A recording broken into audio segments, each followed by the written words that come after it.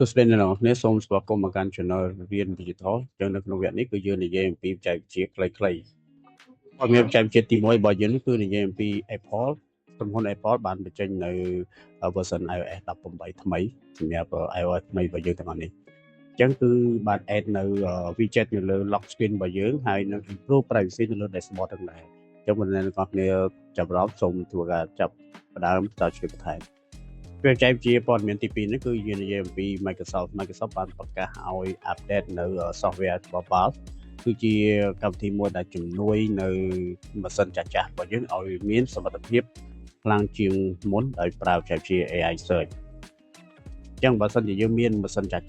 យើងអាចសាកប្រើជាមួយនឹងបច្ចេកវិទ្យាថ្មីរបស់ Valve បានពីព័ត៌មានទី3របស់យើងគឺនិយាយពី Raspberry Pi 6 version 6នេះគឺបានបែកធ្លាយនៅលើអ៊ីនធឺណិតដោយដែលកត់សម្គាល់ឃើញថាវានឹងការប្រើប្រាស់ CPU របស់វាឡើង 50%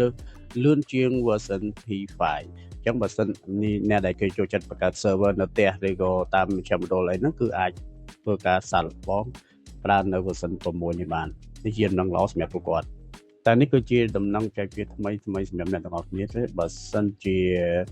មែនអាច comment នៅខាងក្រោមនេះដើម្បីខ្ញុំចង់ផងតើយ៉ាងម៉េចទៀត